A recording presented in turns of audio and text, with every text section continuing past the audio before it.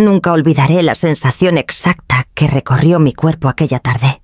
Yo había marcado el número de mi hijo con la ilusión sencilla de una madre que quiere escuchar buenas noticias. Llevaba días pensando en qué día sería la boda, en qué iglesia, en qué restaurante.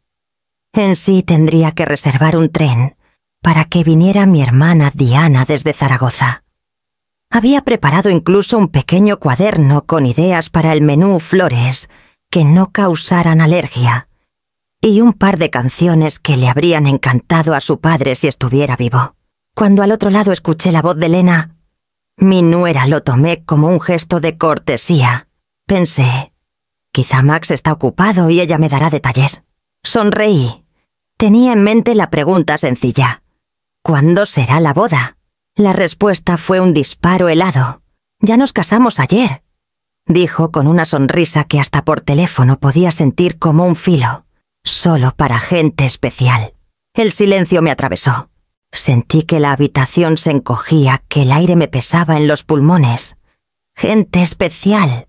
Yo, que había estado pagando su alquiler durante 3 años, que había comprado los muebles de su casa, que había llenado su nevera con la pensión que dejara mi difunto esposo, no era gente especial.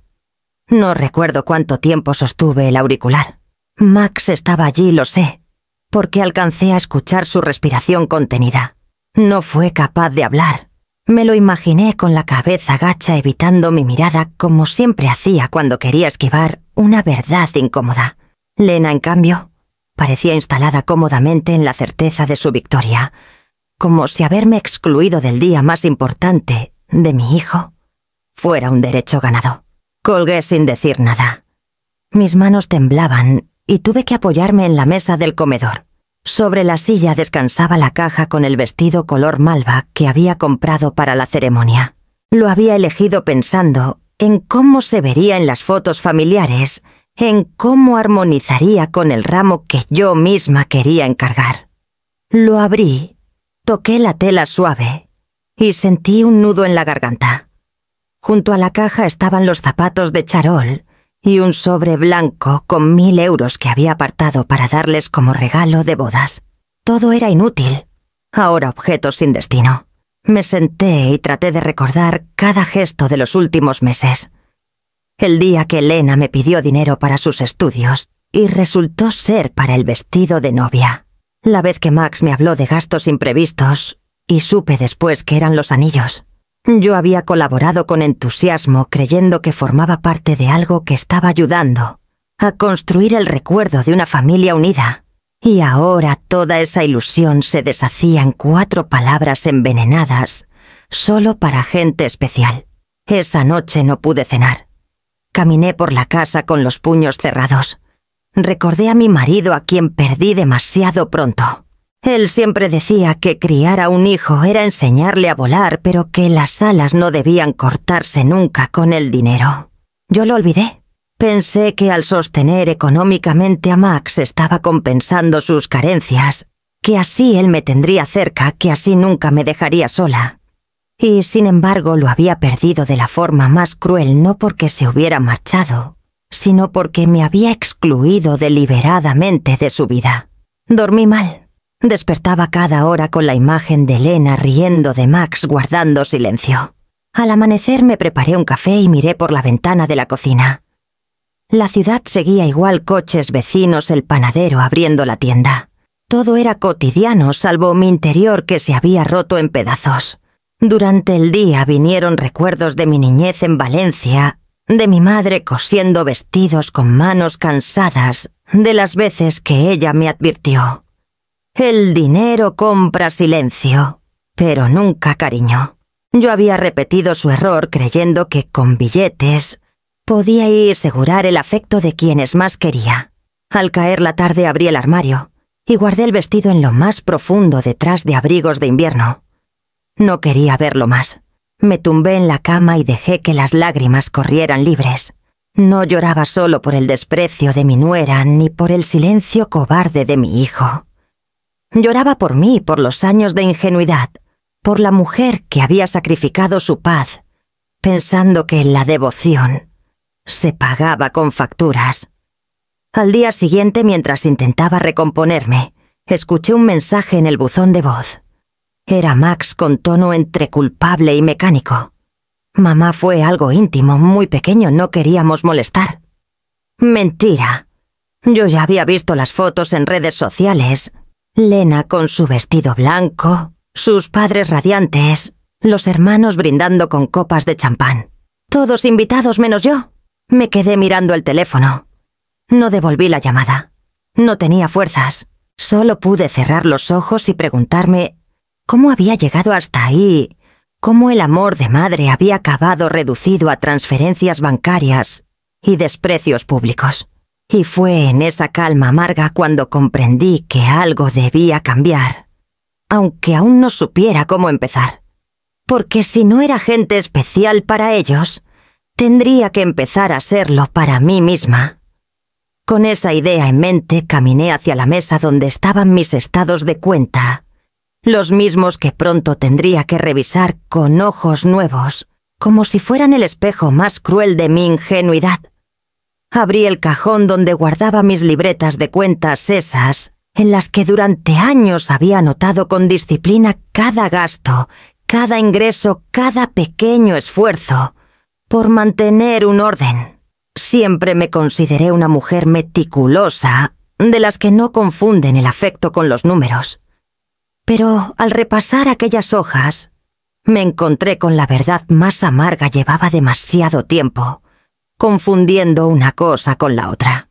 La primera anotación era de hacía 3 años. Max me había dicho que la mudanza con Lena se les había ido de las manos, que el casero pedía una fianza doble y que no podían cubrirla. Sin pensarlo, transferí 500 euros. En ese momento me pareció natural, un gesto de apoyo para que comenzaran su vida juntos. Lo anoté con buena letra. Ayuda, inicial, alquiler. Luego vinieron los meses siguientes. El alquiler completo una y otra vez. 500 euros que se convirtieron en una obligación fija, aunque nunca firmamos nada. Lo llamaban un préstamo temporal, pero nunca hubo plazos ni devoluciones. Calculé rápido 18.000 euros en 3 años solo en alquiler. Pasé las páginas y vi otras anotaciones. Muebles salón, 1.200. Recuerdo el día que los acompañé a la tienda, cómo Lena se dejó caer en el sofá más caro y dijo que ese era el único en el que podría relajarse de verdad. Yo pagué la diferencia con mi tarjeta, orgullosa de poder ofrecerles comodidad. Otra página. Electrodomésticos, 800. La nevera que se estropeó en pleno agosto. La lavadora que se rompió a los pocos meses. Siempre urgencias, siempre llamadas de madrugada. Y yo siempre disponible, corriendo al banco, cancelando mis propios planes, dejando para otro día el viaje a Granada que había querido hacer con mi hermana. Seguí leyendo. Había notas que dolían más que las cantidades. Anillos boda, anticipo 500. Vestido. Lena ayuda y 1100. Médicos privados, chequeo, 600. Recordé las palabras dulces de mi nuera aquel día. Eres como una segunda madre para mí. Y yo, ingenua, lo creí. El total superaba los 30.000 euros. 30.000 que habían salido de la pensión de mi marido, de los ahorros de toda una vida de trabajo, de los fines de semana, en que cosí para vecinos para ganar un dinero extra. 30.000 que me habían quitado noches de descanso, porque mientras ellos dormían tranquilos en un piso amueblado, yo me preocupaba por cómo cubriría mis propios recibos.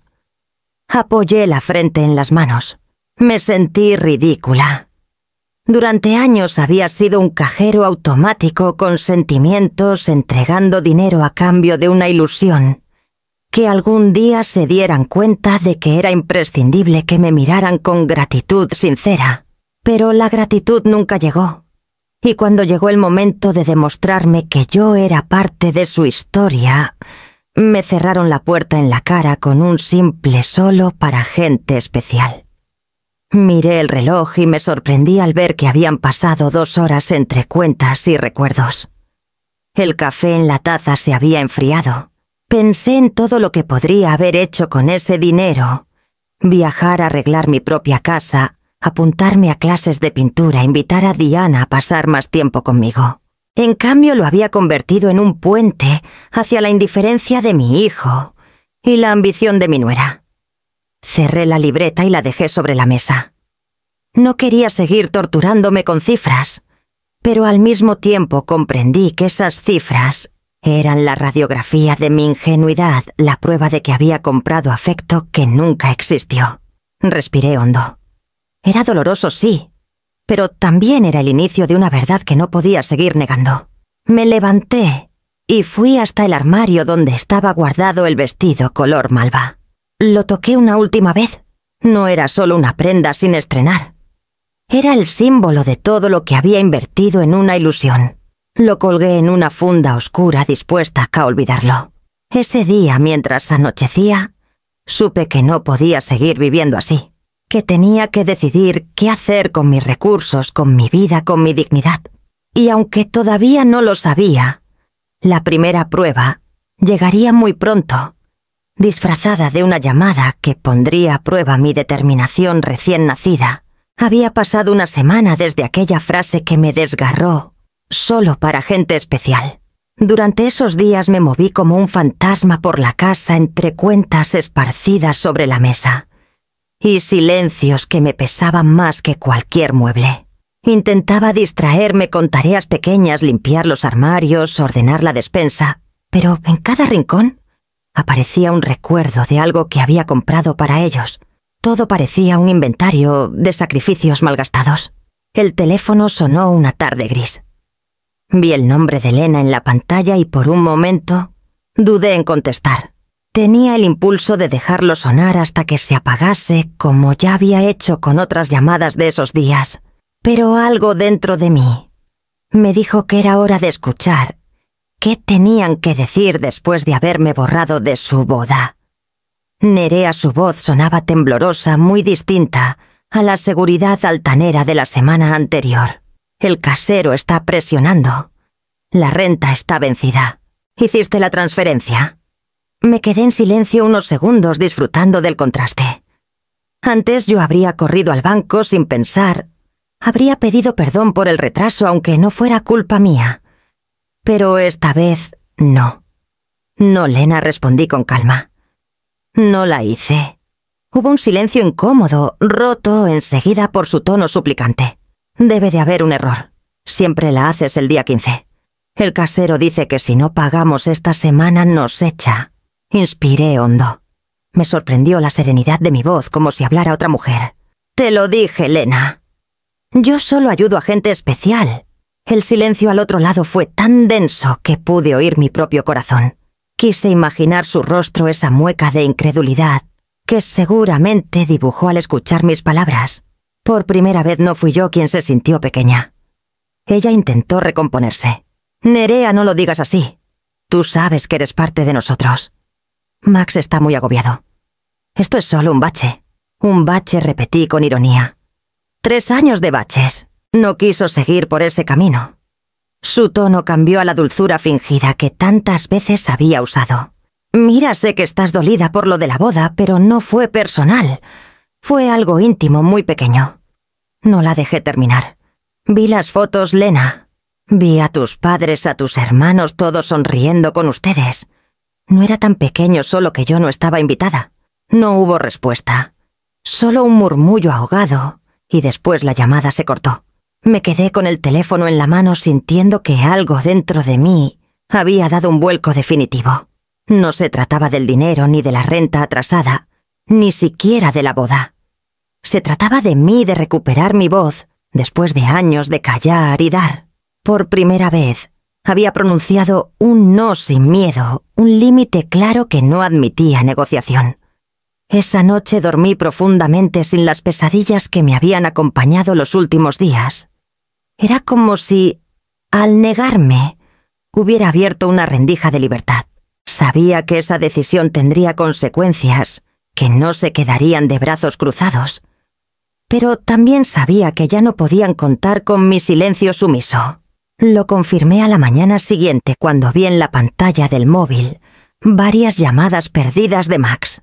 No dejé ninguna respuesta. Intuía que lo siguiente no sería una simple súplica, sino un enfrentamiento directo. Y tenía que estar preparada. Volví a casa un jueves por la tarde, después de hacer unas compras pequeñas en el mercado. El aire olía a pan recién hecho y a lluvia próxima. Llevaba en la bolsa unas manzanas, un poco de pan y un ramo de flores modestas que había pensado colocar en la mesa para darme ánimo. Subí las escaleras con calma, disfrutando de la rutina simple, hasta que al abrir la puerta, noté algo extraño. El silencio no era el mismo de siempre. El pasillo estaba en orden, pero sentí una corriente distinta, como si alguien hubiera alterado el aire. Al avanzar hacia el salón escuché voces bajas, murmullos que se interrumpieron en cuanto me vieron entrar. Allí estaban Max, Lena y un hombre trajeado con un maletín abierto sobre mi mesa. Mis papeles estaban desparramados como si fueran barajas de cartas, hojas que reconocí al instante. Recibos de la luz, escrituras de la casa, extractos de mi cuenta bancaria. Mi intimidad extendida como mercancía en un escaparate. Me quedé helada. La bolsa se me resbaló de la mano y las manzanas rodaron por el suelo. ¿Qué significa esto? Mi voz salió más fuerte de lo que esperaba. Max se levantó de golpe con las manos en alto como queriendo calmarme. «Mamá, no te asustes. Solo queremos ayudarte». Lena, en cambio, se cruzó de brazos mirándome con esa superioridad que tantas veces había disfrazado de dulzura. «Es por tu bien, Nerea.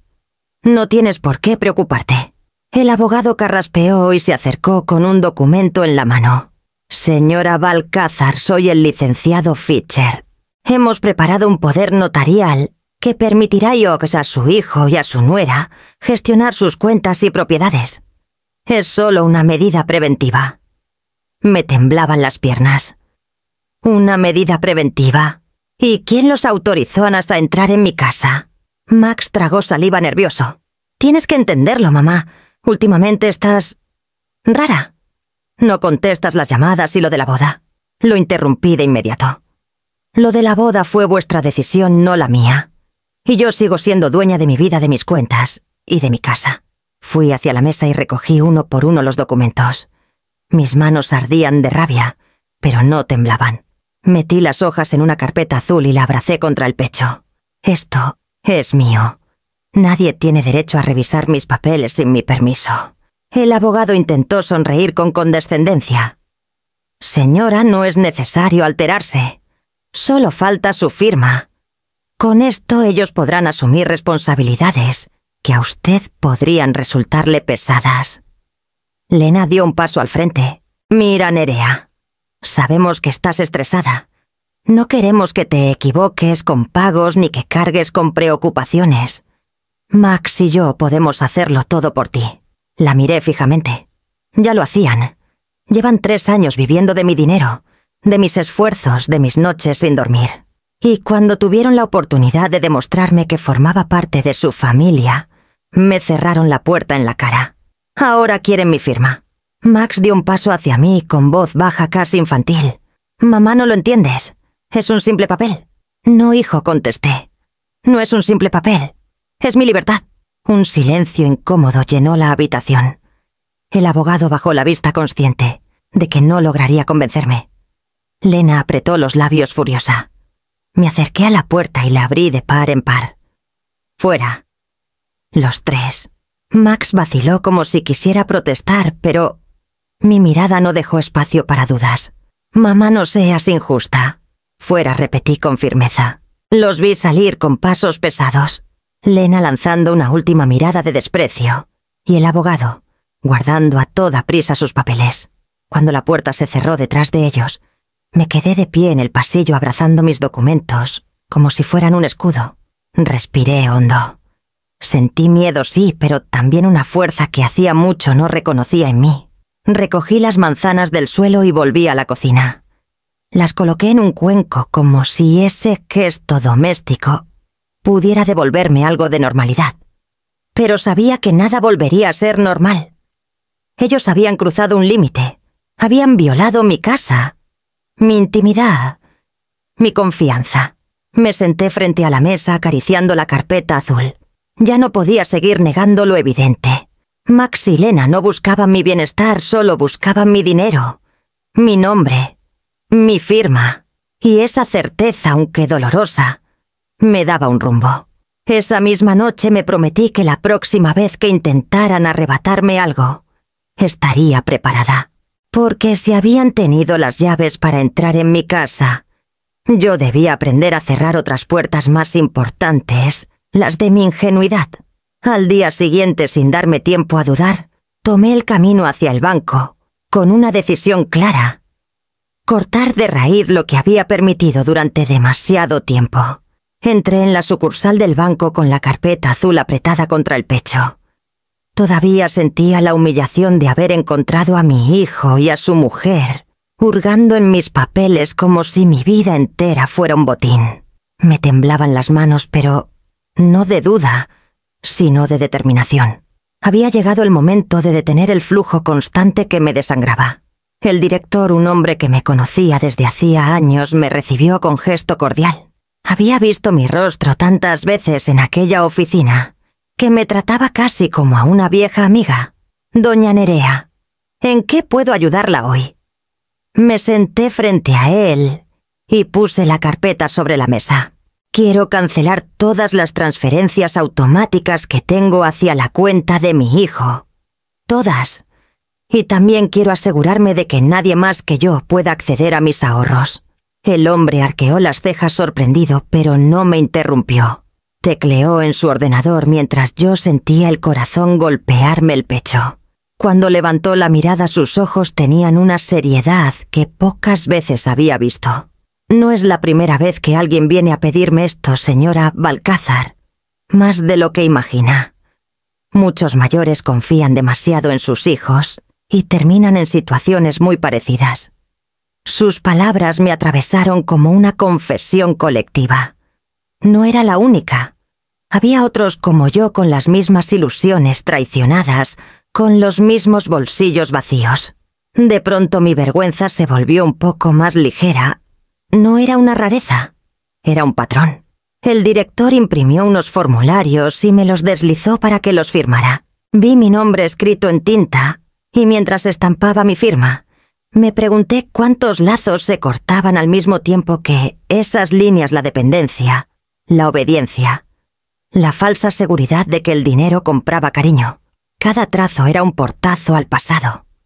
«Listo», dijo él ordenando los papeles. «A partir de hoy, nadie podrá retirar nada de sus cuentas sin su autorización directa. Y las transferencias automáticas han quedado canceladas». Respiré hondo.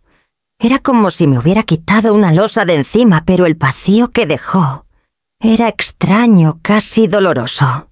El alivio se mezclaba con miedo. ¿Qué harían Max y Lena cuando descubrieran que el manantial se había secado? ¿Qué rostro mostrarían cuando no llegara el dinero el día 15? Guardé mis copias en la carpeta y me puse de pie. El director me acompañó hasta la puerta con una mirada de respeto. «Ha tomado la decisión correcta aunque duela. Protéjase, doña Nerea. Usted tiene derecho a vivir en paz». Caminé de regreso a casa con el sol de mediodía en la cara. Sentía el aire distinto, más fresco, como si el mundo me devolviera un poco de dignidad, pero al mismo tiempo sabía que esa dignidad tendría un precio: la reacción de quienes hasta ahora se habían acostumbrado a vivir a mi costa. Esa misma tarde, mientras cerraba la puerta con las nuevas llaves, comprendí que lo que acababa de hacer no era suficiente. Si habían entrado una vez en mi casa, podrían volver a hacerlo. Y entonces decidí que también mis cerraduras debían cambiar. Esa tarde, mientras guardaba la carpeta azul en el cajón más seguro de mi dormitorio, me di cuenta de que las llaves que tenía en el bolsillo ya no significaban lo mismo. Habían servido para abrirme la puerta de una casa que en realidad no estaba protegida. Max y Lena habían entrado como si fuera suya, usando la confianza que yo misma les había dado. Me estremecí al pensarlo. Podían volver a casa a hacerlo en cualquier momento. A la mañana siguiente me acerqué a la ferretería del barrio. El dependiente, un hombre robusto y amable que me conocía de vista, me saludó con la costumbre de quien atiende a una clienta de siempre. «¿Qué necesita hoy, doña Nerea?». Lo miré con firmeza. «Nuevas cerraduras. Y no cualquiera. Quiero las mejores». Él asintió sin hacer preguntas. Quizá la seriedad de mi tono le dijo más que cualquier explicación. Salí con un juego de cerrojos de seguridad y la promesa de que en la tarde pasaría un instalador de confianza para colocarlos. Sentí un ligero alivio. Cada vuelta de llave sería una defensa contra las manos que habían querido adueñarse de mi vida. Cuando el instalador terminó el trabajo, me mostró cómo funcionaban los nuevos bombines. Probé girar la llave y escuché el sonido metálico firme como un latido que por fin me pertenecía. Cerrar la puerta detrás de él fue como trazar una línea en el suelo de aquí hacia adentro, solo yo. Esa noche, sin embargo, el miedo seguía rondando. Imaginaba a Max intentando abrir la puerta y descubriendo que ya no podía. Imaginaba su rostro, el reproche, la furia. Para calmarme decidí dar un paso más, instalar cámaras de seguridad. No quería vivir presa del temor, pero necesitaba pruebas si volvían a invadir mi espacio. Al día siguiente vino un técnico joven que colocó discretamente 2 dispositivos, uno en el portal y otro en el pasillo de entrada. Me explicó cómo podía ver las imágenes en mi teléfono. Le agradecí más de lo que imaginaba. Esa pantalla se convirtió en un pequeño escudo contra la angustia. Fue precisamente mientras el técnico recogía sus herramientas cuando escuché una voz detrás de mí. «Buenas tardes. Usted es la señora Balcázar». Me giré y vi a una mujer de cabello blanco, recogido en un moño, mirada vivaz, y un bastón ligero que parecía usar más por costumbre que por necesidad. «Soy Eleanor Brooks. Vivo en el piso de al lado desde hace 3 años. Disculpe que me presente así, pero ayer escuché ruidos y vi movimiento». Me preocupé. Le sonreí con timidez. No estaba acostumbrada a que los vecinos se interesaran tanto por mí. «Sí, soy Nerea. He tenido unos problemas familiares». Sus ojos brillaron con una comprensión inmediata. «Lo supuse. Yo también los tuve. Mi hijo me vació la cuenta durante años. Me costó mucho reaccionar, pero cuando lo hice cambié cerraduras, instalé cámaras y empecé a dormir tranquila». Me quedé mirándola con sorpresa. Aquella desconocida hablaba como si relatara mi propia historia. De pronto sentí un calor extraño en el pecho. Alguien entendía, alguien había caminado por el mismo suelo resbaladizo que yo. La invité a pasar a la cocina. Compartimos un café y entre sorbo y sorbo, ella me contó su experiencia con una sinceridad desarmante. Me habló de noches de llanto, de llamadas manipuladoras, de la culpa que había cargado, hasta que decidió liberarse. Cada palabra suya era un espejo en el que veía reflejada mi propia lucha. Yo también le conté lo de la boda secreta, lo del poder notarial, lo de la renta no pagada. Eleanor apretó mi mano con fuerza. «No estás sola, Nerea. Y créeme, descubrirás que la verdadera familia no siempre lleva tu sangre». Sentí que mis ojos se humedecían. Aquella mujer hasta entonces, solo un rostro en el rellano, me ofrecía más apoyo que mi propio hijo. Nos quedamos conversando largo rato, como si nos conociéramos de toda la vida. Cuando se marchó, cerré la puerta con el nuevo cerrojo y comprobé en la pantalla del móvil la imagen clara de la cámara. Por primera vez en semanas sentí paz. No era absoluta ni definitiva, pero era un comienzo. Mientras acomodaba las tazas en la alacena, pensé que la batalla apenas comenzaba. Max y Lena no aceptarían de buena gana que se les cerrara el grifo. Y lo confirmé esa misma noche cuando mi teléfono empezó a sonar con insistencia y el nombre de mi hijo volvió a aparecer en la pantalla. La insistencia del teléfono se volvió insoportable. Durante varios días Max me llamó a todas horas. A veces era él, otras era Lena, desde diferentes números. Yo no contestaba. Me limité a observar cómo la pantalla se iluminaba una y otra vez, hasta que las llamadas cesaban en un silencio que, lejos de tranquilizarme, me anunciaba que algo peor se estaba gestando. Una mañana, cuando apenas había terminado mi café, sonó el timbre de la puerta. En la pantalla del móvil conectada ya a la cámara del portal, apareció una mujer de mediana edad, vestida con un traje gris y un maletín en la mano. Se presentó con una sonrisa que no lograba ocultar cierta rigidez. «Buenos días. La señora Nerea Balcázar soy, la trabajadora social Smith». Abrí con cautela sin saber de qué se trataba. La invité a pasar al salón y enseguida abrió su carpeta. «He recibido un informe de su familia. En él se describe que usted ha mostrado comportamientos confusos, aislamiento repentino y cierta paranoia, como instalar cámaras innecesarias y cortar comunicación con sus seres queridos». Sentí que la sangre me abandonaba el rostro. Aquellas palabras eran un espejo distorsionado de mi vida reciente. No eran hechos falsos, pero sí retorcidos hasta volverse una acusación. Me quedé en silencio unos segundos midiendo la gravedad de la situación. «¿Un informe?», pregunté con voz tensa. «¿Quién lo redactó?»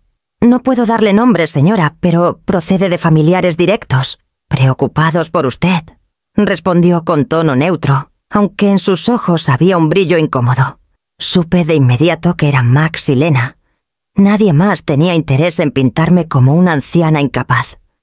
El miedo me recorrió entera. No solo querían mi dinero ahora, también pretendían mi reputación, mi capacidad de decidir, mi autonomía. Respiré hondo y saqué el teléfono. «Antes de continuar, voy a llamar a mi abogado». Ella intentó disuadirme. «No es necesario. Esto es solo una visita de rutina, un chequeo de bienestar». Pero yo ya no era la mujer sumisa de antes. Marqué el número de Weber y le expliqué la situación en voz baja. 20 minutos más tarde, él estaba en mi puerta.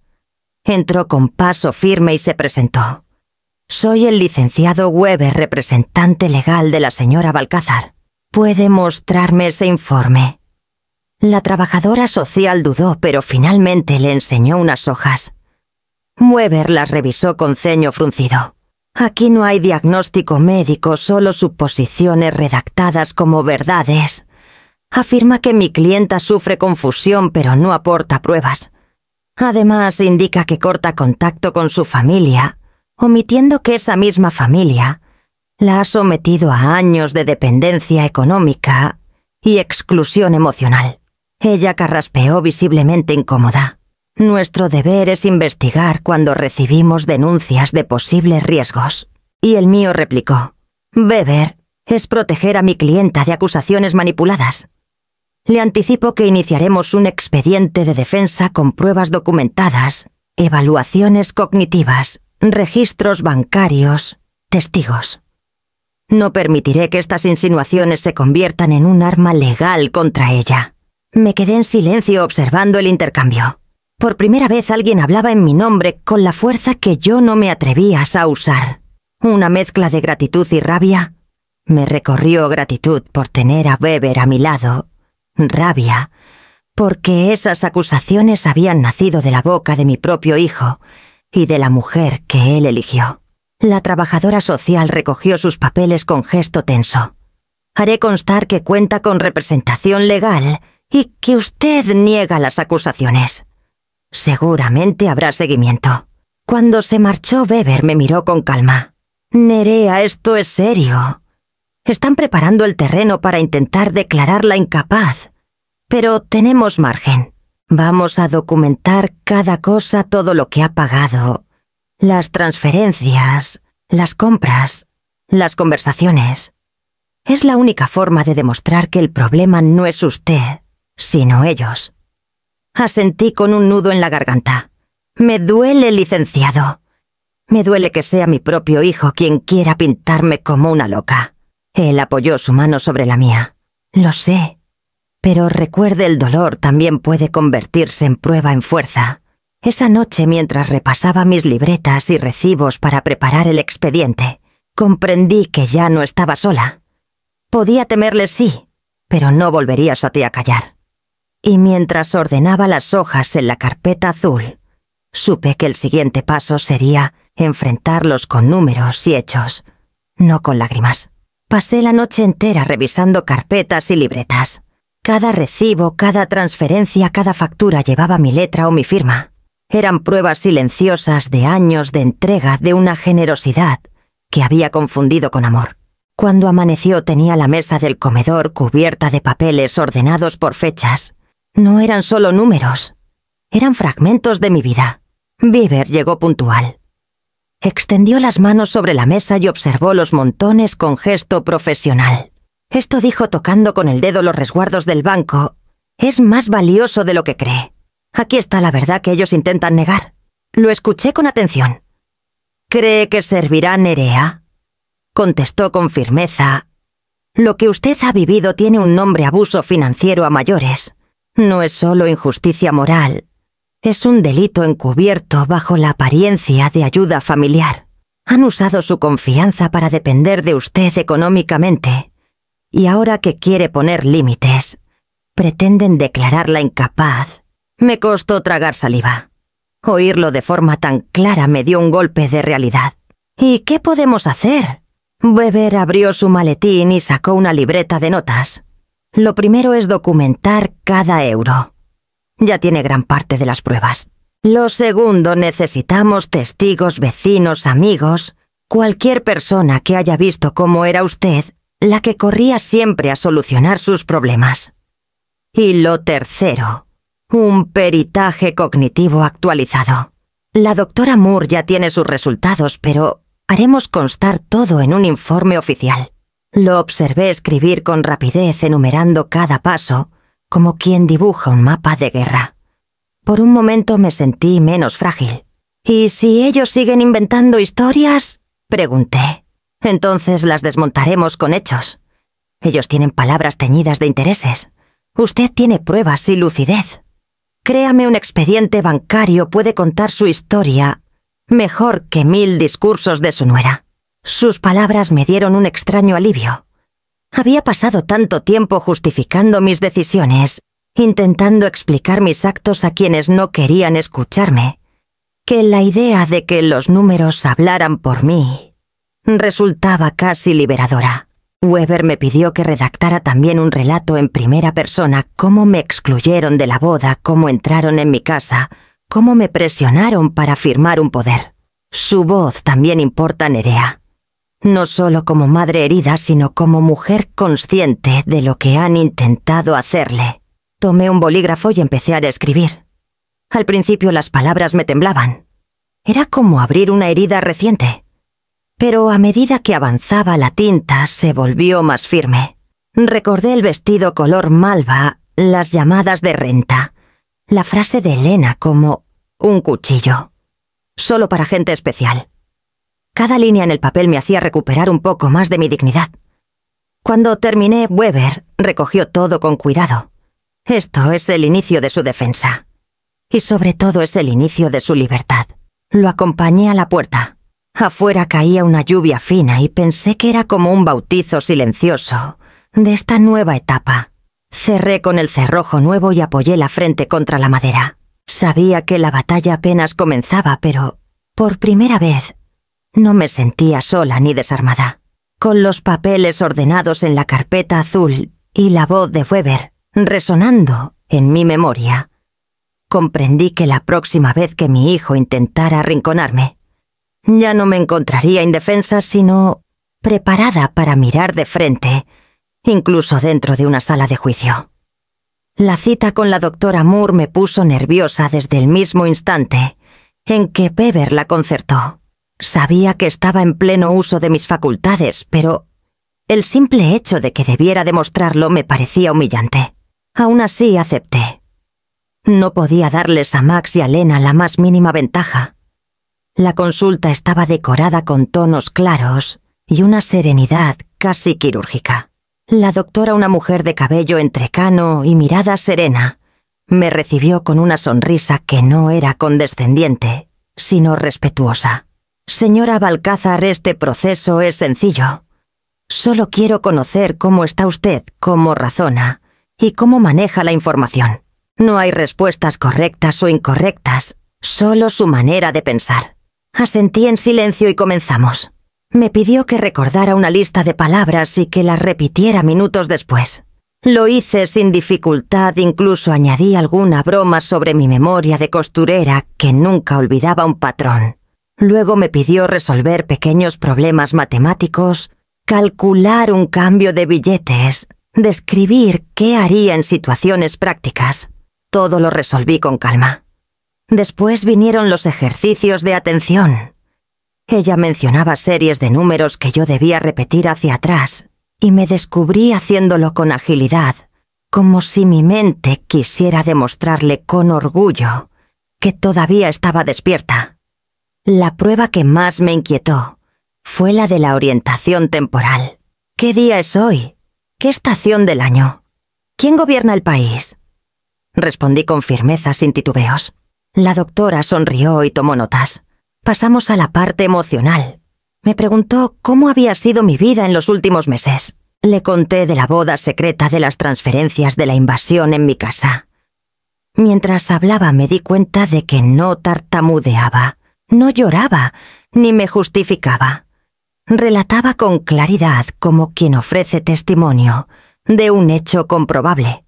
Cuando terminamos, la doctora Moore cerró su carpeta y me miró con seriedad. Señora Balcázar, no solo está usted en pleno uso de sus capacidades, sino que su rendimiento cognitivo está por encima de la media para su edad. Puede estar tranquila, nadie con estos resultados podría ser considerado incapaz. Sentí que algo dentro de mí se desanudaba. Era como si me hubieran quitado un peso que llevaba años cargando sin darme cuenta. Me levanté para despedirme, y al pasar frente a un espejo colocado en la pared, me detuve. Vi a una mujer de 71 años, con arrugas profundas, sí, pero con los ojos vivos, la espalda erguida y la determinación marcada en el rostro. No era la sombra que Max y Lena querían pintar. Era yo, íntegra, lúcida, dueña de mi destino. «Gracias, doctora», dije con un hilo de emoción en la voz. «Hoy me devuelvo algo más que un informe. Me devuelvo a mí misma». Salí de la consulta con paso firme. En la calle la luz del sol me pareció distinta, como si también ella me reconociera renovada.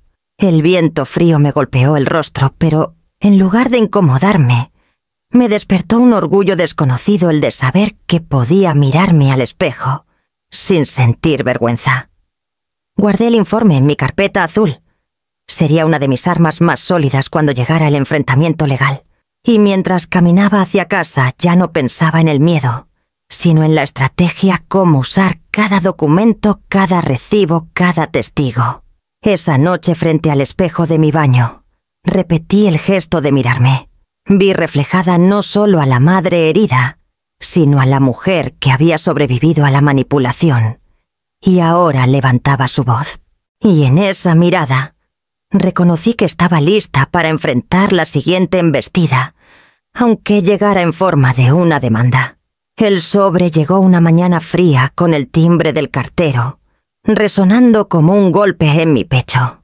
Lo recibí con la rutina de quien abre cualquier factura, pero en cuanto vi el remitente, supe que aquello no era un simple recibo. El juzgado de familia. Mis manos temblaron mientras rasgaba el papel. Adentro la notificación era clara. Max y Lena habían presentado una demanda de tutela en mi contra solicitando que se me declarara incapaz para manejar mis bienes y que un juez nombrara que a mi hijo como mi representante legal. Me senté en la mesa, incapaz de apartar los ojos de esas líneas impresas. Era la confirmación de lo que Weber había anticipado. No se detendrían. Lo que no lograron con súplicas y presiones, ahora intentaban conseguirlo con la fuerza de la ley. Lo llamé de inmediato. Llegó en menos de una hora con su maletín lleno de carpetas y su expresión serena. ¿Sabía que esto podía pasar?, me dijo al leer el documento. Pero no se preocupe, Nerea. Tenemos armas. Lo importante es mantener la calma y responder con pruebas, no con miedo. Asentí, aunque sentía el estómago encogido. Dicen que soy confusa, que no me manejo sola, que estoy influenciada por extraños. Es el mismo guión de siempre, replicó Weber. Ellos intentan construir un relato. Pero un relato no es la verdad. Me sé que me explicó que para reforzar su versión, habían presentado declaraciones de testigos.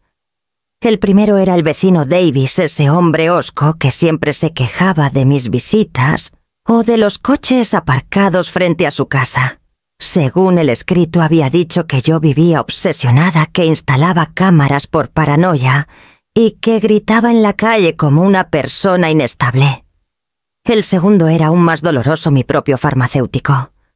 Afirmaba que yo no llevaba un control de mis medicinas, que a veces compraba lo mismo varias veces o que olvidaba recoger tratamientos. Al leerlo me hervía la sangre. Yo sabía que solo compraba vitaminas y aspirinas de vez en cuando. Estaba claro que Lena había manipulado sus palabras, quizá incluso lo había engañado, para que firmara algo sin explicar la finalidad. Son mentiras, dije con rabia.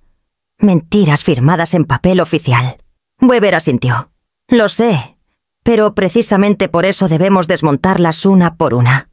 Vamos a citar al farmacéutico, y si hace falta declarará que fue inducido a error. Y al vecino lo enfrentaremos con hechos. Sus quejas no prueban nada más que su antipatía. Respiré hondo intentando tragar la angustia. La idea de entrar a un tribunal y escuchar a mi hijo describirme como una mujer incapaz me revolvía el corazón. ¿Y Max? ¿Qué dirá él? ¿Dirá lo que Lena le dicte? Respondió con firmeza.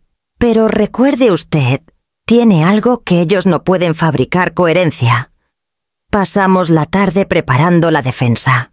Weber me pidió que relatara con detalle cómo habían sido las transferencias, en qué circunstancias se hicieron, qué frases usaron para pedírmelas. Cada recuerdo era un latigazo, pero lo escribí todo. Él clasificó cada prueba: los extractos del banco, las facturas de muebles, las notas de mis libretas. También adjuntó el informe de la doctora Moore que confirmaba mi plena lucidez. Un expediente bancario cuenta más que 1000 discursos, me recordó. Mientras él ordenaba los documentos, yo pensaba en Max de niño, en cómo me pedía que lo llevara al parque, en las veces que se dormía, abrazado a mi cuello. ¿En qué momento aquel niño se había convertido en un adulto capaz de arrastrarme a un juzgado para despojarme de mi dignidad? La respuesta era tan amarga como evidente en el momento en que yo misma le había enseñado que mi amor era incondicional y, por tanto, utilizable. Esa noche apenas pude dormir. Imaginaba a Lena convenciendo al vecino, manipulando al farmacéutico, llenando de frases calculadas cada línea del informe. Veía sus manos extendiéndose sobre mi vida como una sombra. Pero también recordaba mi imagen frente al espejo en la consulta de la doctora Moore, lúcida, erguida, dueña de mí misma. Esa era la verdad que tenía que defender. Al amanecer decidí que ya no podía callar. Escribí una carta para mi hermana Diana contándole todo y pidiéndole que viniera como testigo de quién había sido yo, siempre una mujer trabajadora responsable, que jamás necesitó tutelas. Cuando terminé de redactarla me sentí un poco más fuerte. El círculo se cerraba sobre mí, eso era evidente. Max y Lina habían desplegado todas sus cartas y yo debía jugar las mías con la precisión de quien no tiene margen para perder. No era solo mi dinero lo que estaba en juego. Era mi voz, mi capacidad de decidir mi nombre. Cuando Weber vino a recoger la carta para enviarla al juzgado junto al resto de pruebas, me miró con una mezcla de respeto y determinación. «Nerea, prepárese. Lo que viene no será fácil», asentí guardando la carpeta azul contra el pecho como si fuera un escudo. «Estoy preparada, licenciado. Que se acerque el juicio». Cuando Weber me explicó que la demanda de tutela tardaría semanas en llegar a juicio, entendí que necesitábamos tiempo, pero sobre todo límites. Hasta entonces, Max y Lena habían llamado, enviado mensajes y hasta intentado aparecer en mi puerta. Yo ya no podía permitirme un minuto más de esas intrusiones. «Licenciado», le dije con la voz firme que recién estaba aprendiendo a usar, «a partir de ahora no quiero hablar con ellos. toda comunicación solo a través de usted. Él asintió sin vacilar. Perfecto. Eso los obligará a actuar en terreno legal. Yo me encargaré de notificarlo por escrito. El primer efecto llegó esa misma tarde. El teléfono volvió a sonar con insistencia, pero yo ya no contesté. Me limité a mirar la pantalla y sentir una calma nueva. No era yo quien debía dar explicaciones, era mi abogado, quien gestionaría cada palabra. 2 días después, Weber me llamó. He tramitado una orden de alejamiento provisional. El juez de guardia la ha aceptado como medida cautelar. No pueden acercarse a menos de 100 metros de su casa, ni de usted. Respiré hondo. Esa resolución era como levantar un muro invisible que me devolvía espacio. No me engañaba, sabía que ellos no se rendirían, pero al menos ya no podrían irrumpir sin consecuencias. La noticia llegó pronto a sus oídos. Una mañana cuando salía del portal, vi a Max parado al otro lado de la calle. No se acercó, pero sus ojos buscaban los míos con una mezcla de furia y ruego. Me detuve en seco. La distancia era exacta, justo el límite que la ley había marcado. Gritó desde allí sin importarle los vecinos que podían escucharlo. ¿De verdad vas a hacernos esto? ¿A tu propio hijo? Vas a acabar sola, mamá. Sola como siempre temiste. Sus palabras me atravesaron, pero no como él esperaba. Durante años la soledad había sido mi miedo más grande. Ahora comprendía que había estado acompañada por cuerpos presentes y almas ausentes. A su lado, yo ya estaba sola, aunque con la diferencia de que además estaba vacía. Lo miré sin decir nada. La rabia en su rostro se mezcló con desconcierto. Esperaba lágrimas súplicas, pero solo encontró silencio. Me giré y seguí caminando con paso firme. Esa tarde recibí un correo de Weber confirmando que el incidente estaba registrado. Su hijo intentó contacto directo. Lo sumaremos como prueba, escribió. Me sorprendí a mí misma sonriendo. Cada intento de intimidación se transformaba en evidencias a mi favor. Me preparé un té y me senté junto a la ventana. La casa estaba tranquila, protegida por los cerrojos nuevos y el discreto ojo de las cámaras. El eco de las palabras de Max seguía en mi cabeza. Acabará sola. Pero yo ya había cruzado la línea roja. Entendí que prefería 1000 veces la soledad digna a la compañía tóxica que me había robado años de paz. Al anochecer encendí la lámpara de la sala y abrí la carpeta azul sobre la mesa. No era solo un archivo de pruebas. Era la historia de mi liberación página por página. Y mientras la repasaba supe que lo peor aún estaba por llegar. Pronto tendría que enfrentarme a ellos en el tribunal. El día del juicio amaneció con un cielo gris que parecía reflejar la tensión en mi pecho. Me vestí con mi traje negro más sobrio, el mismo que había guardado para ocasiones importantes, y me miré al espejo, intentando encontrar valor en mis propios ojos. Weber pasó a recogerme temprano. No dijo mucho durante el camino. Su silencio era un escudo, una forma de darme la calma que yo aún no tenía. La sala del tribunal estaba llena de un murmullo frío, como si cada palabra flotara entre paredes demasiado altas. Vi a Max y a Lena sentados junto a su abogado, un hombre elegante de cabello plateado con la seguridad de quien ha ganado muchas batallas. No me miraron al entrar. Fingieron estar absortos en papeles, aunque sabía que cada gesto mío era observado de reojo. El juez tomó asiento y el procedimiento comenzó. El abogado rival se levantó con voz clara proyectando autoridad. Su señoría, lo que tenemos aquí no es una disputa económica, sino un caso de deterioro cognitivo y manipulación. La señora Balcázar, de 71 años, ha mostrado cambios bruscos en su conducta, ha cortado relaciones con su familia y ha caído bajo la influencia de terceros con intereses desconocidos. Sentí un escalofrío. Cada palabra era una puñalada que buscaba arrancarme credibilidad. Luego llamó a su primera testigo, Lena. La vi caminar hacia el estrado con pasos medidos, el rostro empapado de lágrimas que parecían brotar justo en el momento oportuno. Se acomodó en la silla y sostuvo un pañuelo con delicadeza. Siempre consideré a Nerea como una segunda madre, comenzó con voz temblorosa. Pero en los últimos meses ha cambiado. Se ha vuelto agresiva, desconfiada. Instala cámaras por toda la casa. Nos grita cuando intentamos ayudarla y rechaza cualquier contacto. Es doloroso verla así. El abogado le ofreció un gesto compasivo reforzando su papel de víctima. ¿Puede explicar al tribunal qué la preocupa más? Que está sola, respondió entre sollozos, y que quienes ahora la rodean no la quieren como nosotros.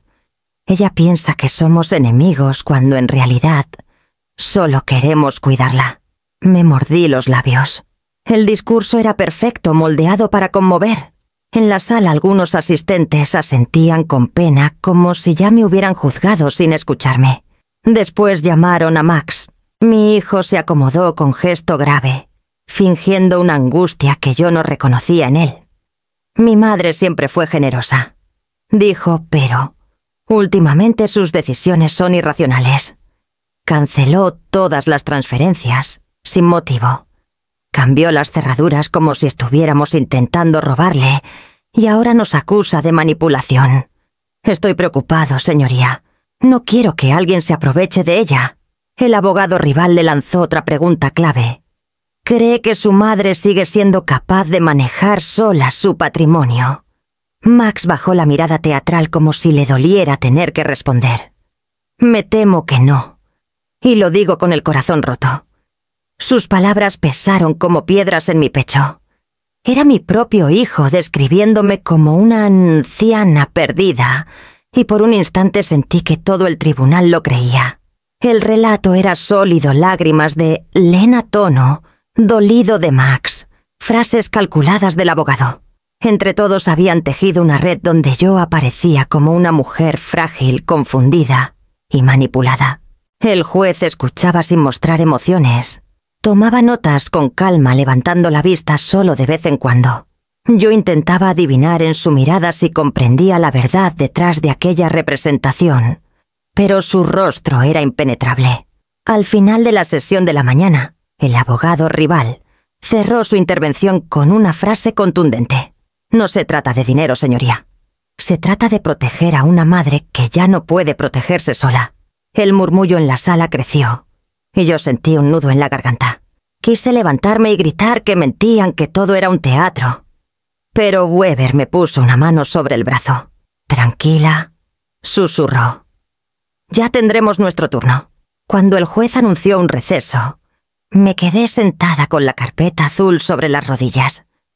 Sentía rabia, pero también una extraña calma. Chisaka había escuchado su versión y ahora me tocaba a mí mostrar la mía. Me levanté despacio con la certeza de que la próxima vez que hablara en esa sala no sería como la acusada confusa de su relato, sino como la mujer que había decidido trazar una línea roja contra el abuso. Y con ese pensamiento seguí a Weber fuera de la sala sabiendo que en la tarde llegaría mi momento. Volvimos a la sala después del receso. Mi respiración era pesada, pero Weber me transmitía serenidad con solo estar a mi lado. Sabía que lo más duro estaba por comenzar, derribar punto por punto el teatro que Max y Lena habían levantado con tanto esmero. El primero en ser llamado por la defensa fue el farmacéutico, el señor Green. Lo vi entrar nervioso con el gesto torcido de quien carga con un error. Se sentó y juró decir la verdad. Weber lo miró con firmeza. Señor Green, ¿puede aclarar al tribunal cómo firmó un documento en el que supuestamente certificaba que mi clienta tenía conductas erráticas con sus medicamentos? El farmacéutico tragó saliva. Lena vino a mi farmacia hace unas semanas. Me dijo que estaba preocupada por la salud de la señora Balcázar. Me pidió que firmara un formulario, asegurando que solo compraba vitaminas y aspirinas. Yo lo firmé sin leer con detalle, confiando en que era para un seguro médico. No sabía que usarían mi firma en este proceso. ¿Y puede confirmar ante el juez qué medicamentos compra realmente la señora?, insistió Weber. Sí, Solo vitaminas y analgésicos comunes. No tiene tratamientos crónicos ni historial de olvidos. Siempre ha sido responsable. El silencio en la sala fue revelador. El testimonio que pintaba a una anciana descuidada se había derrumbado en segundos. Después subió al estrado la doctora Moore. Entró con la serenidad de quien sabe que sus datos son incuestionables. Explicó cómo había realizado el test cognitivo, detallando cada ejercicio, cada resultado. Presentó gráficos y tablas que demostraban mi capacidad de memoria, cálculo y orientación. La señora Balcázar no solo está lúcida, concluyó, sino que muestra un rendimiento por encima de lo esperado para su edad. No existe ninguna base médica para considerar que tenga deterioro cognitivo. Las palabras fueron como un muro sólido frente a las insinuaciones de la parte contraria. Vi cómo el abogado rival se removía en su asiento incómodo y cómo Lena evitaba mirarla. Pero lo más conmovedor llegó después. Eleanor fue llamada a Kiesutis a testificar. Caminó con su bastón, pero con la cabeza erguida, y saludó al juez con respeto. «Conozco a Nerea desde hace meses», declaró. «He estado en su casa. Hemos compartido cafés, conversaciones, paseos. La he visto organizar sus cuentas con una precisión admirable, escribir relatos de su vida con claridad y decidir cada paso con firmeza. No hay nada en ella que indique confusión». El abogado contrario intentó desacreditarla. ¿No cree usted que su amistad reciente puede sesgar su percepción? Eleanor no se dejó intimidar. «Señoría, la amistad no borra la evidencia. Si Nerea estuviera confusa, lo notaría en cada detalle cotidiano. Pero yo veo en ella lucidez y dignidad». Tras ella declararon también 2 amigas de su club de lectura convocadas por Weber. Ambas coincidieron en describirme como una mujer con memoria detallada, conversación ágil y capacidad de organización. Una incluso relató cómo yo le había ayudado a resolver un problema con facturas online, algo que difícilmente haría alguien incapaz. El ambiente en la sala había cambiado. Lo que en la mañana era un relato melodramático de una madre confundida, ahora se desmoronaba frente a pruebas sólidas y testimonios consistentes. Sentí una fuerza nueva recorriéndome. No era solo mi palabra, era una red de voces que me sostenían. Cuando finalmente Weber me pidió subir al estrado, lo hice con paso seguro. Expliqué con calma lo de las transferencias, lo del vestido malva, lo de la frase de Lena que me había desgarrado solo para gente especial. Mostré la libreta con cada gasto anotado. Hablé de cómo había decidido cortar el goteo, no por capricho, sino por dignidad. Al terminar miré al juez a los ojos. No soy una mujer confundida. Soy una madre que abrió los ojos demasiado tarde, pero aún a tiempo de recuperar su vida. La sala quedó en silencio. Incluso Max bajó la cabeza incapaz de sostener mi mirada. Weber cerró la carpeta azul y la colocó sobre la mesa de la defensa. Todo estaba dicho. Ya no era cuestión de lágrimas ni de discursos, eran datos, pruebas, hechos. Y mientras el juez anunciaba que se retiraría a deliberar, sentí que por primera vez el peso ya no caía sobre mí, sino sobre ellos. Las horas de deliberación se sintieron eternas. El murmullo de la sala, el repiqueteo de un bolígrafo contra la mesa, hasta el crujido de las bancas de madera me parecían amplificados como si todo el mundo contuviera la respiración conmigo. La carpeta azul descansaba sobre mis rodillas y yo la acariciaba con los dedos como quien sostiene un amuleto. Cuando por fin el juez regresó, el silencio se impuso de inmediato. Su expresión era seria, pero no hostil. Se acomodó las gafas y comenzó a leer el veredicto. Tras revisar cuidadosamente los testimonios, la documentación presentada y los informes periciales, dijo con voz grave: «Este tribunal concluye que la señora Nerea Balcázar se encuentra en pleno uso de sus facultades mentales». Sentí que el aire volvía de golpe a mis pulmones. El juez prosiguió: «El intento de tutela carece de fundamento y además revela un claro interés económico por parte de los demandantes. Resulta evidente que la motivación no ha sido la protección, sino el acceso a los bienes de la demandada. Vi cómo Lena se removía en su asiento, su rostro endurecido, y cómo Max agachaba la cabeza incapaz de mirarme. Yo no me moví, solo dejé que mis manos temblaran discretamente bajo la mesa. El juez añadió algo más con una firmeza que atravesó la sala. Este tribunal recuerda que manipular la figura de la tutela para beneficio propio constituye una forma de abuso familiar. Espero que quede claro que los derechos y la dignidad de la señora Balcázar merecen respeto. Un murmullo recorrió la sala. Weber me lanzó una mirada de satisfacción serena sin necesidad de palabras. Yo cerré los ojos unos segundos, dejando que aquella sentencia se hundiera en mí como un bálsamo. No era solo un fallo jurídico, era la devolución pública de mi nombre, de mi voz, de mi capacidad. El juez levantó la sesión. El golpe seco del mazo resonó como una liberación. Me puse de pie con cautela. Las piernas me temblaban, pero la columna permanecía erguida. Caminé hacia la salida sin mirar atrás, con la certeza de que ese pasillo de tribunal marcaba el final de un ciclo. En la calle el aire frío me recibió como un abrazo. Weber salió a mi lado y dijo con calma: «Ganamos, Nerea. No solo el caso, también su libertad». Asentí, incapaz de contener una sonrisa. Recordé todas las noches en vela, las lágrimas frente al espejo, el miedo a que mi propio hijo me despojara de mi autonomía. Todo eso quedaba atrás. Había recuperado lo más importante, la certeza de que mi vida me pertenecía solo a mí. Mientras caminaba hacia casa sentí que cada paso era distinto, más firme. Ya no era la madre confundida que ellos habían querido pintar, sino una mujer que había defendido su dignidad con uñas, con papeles y con voz. Al llegar a mi salón coloqué la carpeta azul sobre la mesa. No era solo un archivo legal. Era el testimonio de mi resistencia. Y mientras encendía la lámpara supe que lo que venía ya no sería la batalla por sobrevivir, sino la construcción de una vida nueva. Me serví una taza de té, y al probar el primer sorbo, comprendí lo que significaba de verdad volver a ser dueña de mi vida. Y esa noche, mientras cerraba con mis nuevos cerrojos, tuve la certeza de que lo siguiente sería decidir cómo empezar a vivir sin miedo. Tras el juicio, lo primero que hice fue ir al banco, pero esta vez no para cancelar transferencias ni bloquear accesos, sino para abrir nuevas cuentas a mi nombre exclusivo. El director me felicitó con una sonrisa discreta.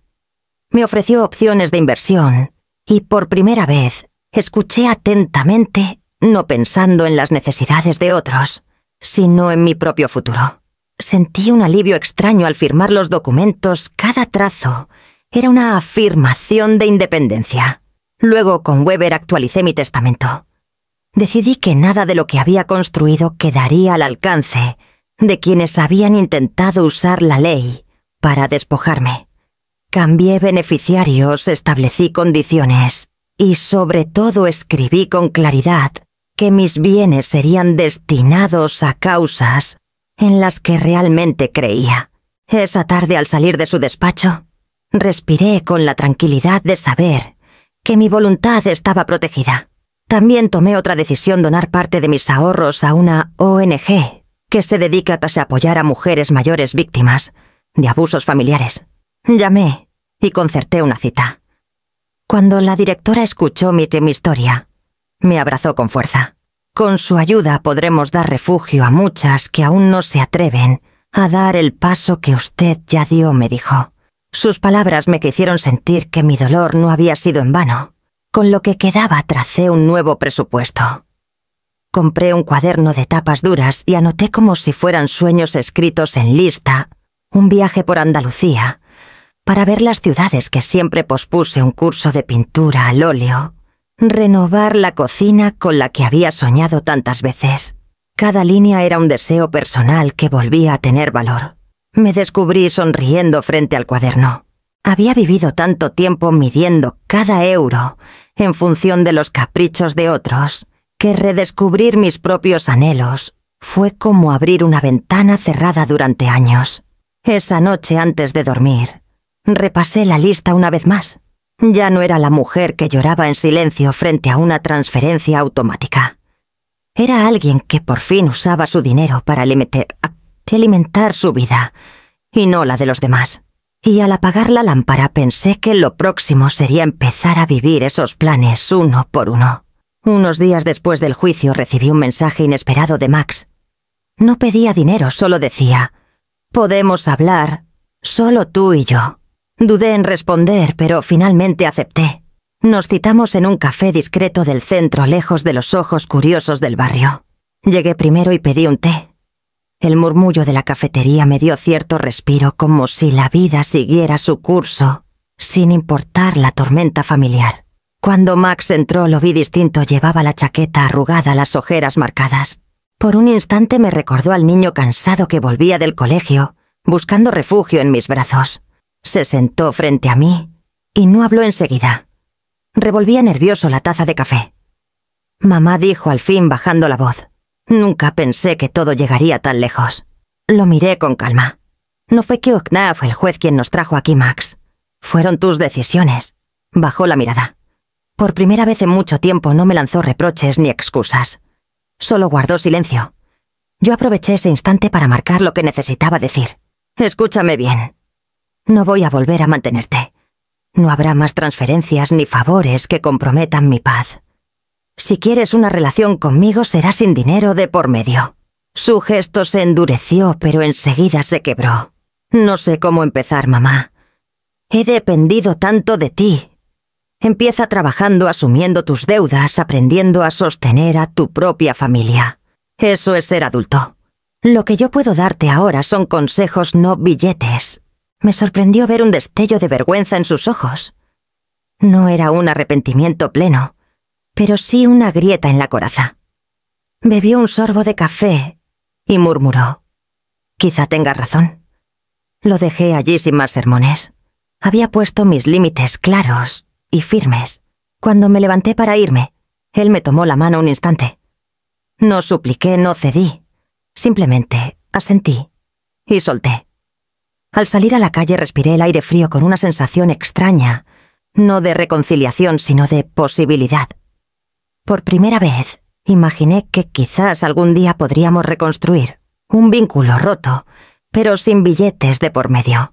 Y mientras caminaba hacia mi casa, pensé que el siguiente paso sería atreverme a planear mi nueva vida sin miedo. Meses después del juicio, mi casa ya no era solo un refugio. Se había convertido en un símbolo. Los cerrojos nuevos, las cámaras y la carpeta azul guardada en el cajón eran recordatorios de una batalla ganada, pero también de una responsabilidad que ahora sentía hacia otras mujeres en mi misma situación. Eleanor fue la primera en sugerirlo. «Nerea, tu historia puede servir a muchas. Deberías contárselas a otras mujeres para que no caigan en lo mismo». La idea me rondó varios días hasta que tomé valor y llamé a la asociación donde había hecho mi donación. Propuse organizar talleres de defensa patrimonial para mayores. Para mi sorpresa, aceptaron de inmediato. La primera sesión fue en una sala comunitaria con una mesa larga, varias tazas de café y una docena de mujeres y hombres que llegaban con carpetas desordenadas y miradas cansadas. Escuché relatos que me helaron la sangre, hijos que pedían firmar créditos, nietos que usaban tarjetas de abuelos familiares, que consideraban la pensión de sus mayores como parte de sus propios ingresos. Me levanté frente a ellos con la carpeta azul en la mano. «Esto no es solo un montón de papeles», dije. «Es la historia de cómo recuperé mi voz. Una casa son paredes, sí, pero la dignidad es la cerradura que nadie debe forzar». Les mostré cómo organizar recibos, cómo cancelar transferencias automáticas, cómo buscar asesoría legal antes de firmar nada. Hablamos de emociones de culpa y de miedo, porque entendí que no era solo dinero lo que nos robaban, sino también la confianza en nosotros mismos. Al final varias personas se acercaron a agradecerme. Una mujer de cabello canoso me abrazó y murmuró: «Hoy me devuelves esperanza. Pensaba que estaba sola». Esa frase me atravesó porque yo también lo había pensado. Con el tiempo los talleres crecieron. Viajé a pueblos pequeños donde me recibían en centros cívicos, con mesas improvisadas y pizarras viejas. Descubrí que mi historia tenía eco, que lo que yo había vivido se repetía en demasiados hogares. Y cada vez que alguien me decía gracias, sentía que la herida que Max y Lena habían abierto cicatrizaba un poco más. Un domingo por la mañana, después de uno de esos encuentros, caminé de vuelta a casa con el paso firme. Llevaba en el bolso un manojo de llaves, las de mi casa, las de mi coche, y una pequeña réplica de bronce que me regalaron en la asociación, símbolo de la autonomía recuperada. Al abrir mi puerta, el sonido del cerrojo fue distinto, casi solemne. Era la confirmación de que nadie más decidiría por mí. Dejé las llaves sobre la mesa y encendí la lámpara del salón. Miré alrededor. La casa no era lujosa, pero estaba limpia, segura y sobre todo mía. Esa noche escribí en mi cuaderno: una casa son paredes, la dignidad la cerradura. Y entendí que mi vida apenas empezaba sin abrirse de nuevo. Me acosté tarde con el corazón sereno, sabiendo que el futuro ya no me daba miedo. Había aprendido a sostener mis llaves y mi nombre en la misma mano, y con ellos podía abrir cualquier puerta que eligiera.